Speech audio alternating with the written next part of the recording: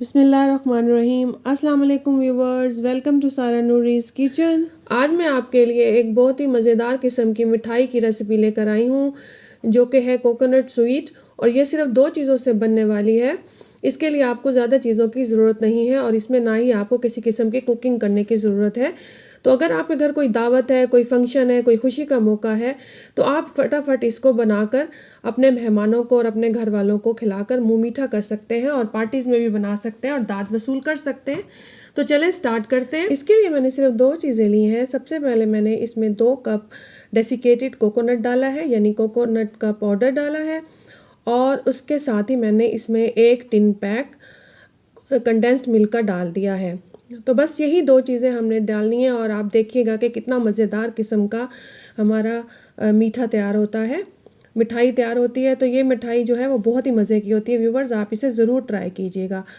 तो condensed milk डालने के बाद अब हम इसको अच्छी तरह से मिक्स कर लेंगे और उस वक्त तक मिक्स करेंगे जब तक कि ये दोनों चीज़ें यकजान ना हो जाएं, अच्छी तरह से मिक्स ना हो जाए। तो मैंने यहाँ पे स्पैचुला की मदद से किया है। अगर आपको आसानी लगे तो आप अपने हाथ की मदद से भी मिक्स कर सकते हैं। हमने इसको अच्छी तरह से मिक्स कर लेना है। तो यहाँ पर हमारा कोकोनट और कंडेंस्ड मिल्क अच्छी तरह से मिक्स हो चुके हैं। तो अब हम इनको साफ़ हाथों से इनके छोटे छोटे बॉल्स बना लेंगे, यानी कोकोनट के लड्डू बना लेंगे।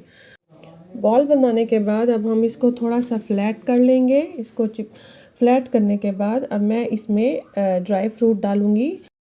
मैंने यहाँ पे ड्राई फ्रूट ले लिया है, कैश्यू नट यानी काजू। ये ऑप्शनल है, अगर आप चाहें तो इसमें कोई भी ड्राई फ्रूट डाल सकते हैं, जैसे बादाम, किशमिश, अखरोट और पिस्ता वगैरह। तो मेरे पास काजू थे, वो मैंने डाल लिए। अब बॉल बनाकर हम इसको, जो मेरे पास पहले खोपरा बचा हुआ था, मैंने उसमें इसको रोल कर लिया है। इससे इसका टेस्ट और ज़्यादा इन्हेंस हो जाएगा। और अब हम इसको प्लेट में रखते जाएंगे। तो इस तरह से हम इस बैटर से तमाम छोटे छोटे लड्डू बना लेंगे और इनको प्लेट में रखते जाएंगे खोपरे में रोल करने के बाद।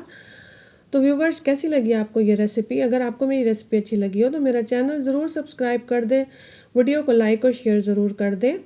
तो ये बहुत ही आसान सी मिठाई है जिसके लिए आप लोगों को बेकरी वगैरह में जाना पड़ता है, और आप इसको मिनटों में घर में आसानी से लो बजट में बना सकते हैं। सिर्फ 2 चीज़ें लें और इतनी सारी मिठाई बना लें कि घर भर पेट भर कर इसको खाएं, और आप अपनी खुशियों में, अपनी महफिलों में और अपनी दावतों में इसको बना सकते हैं।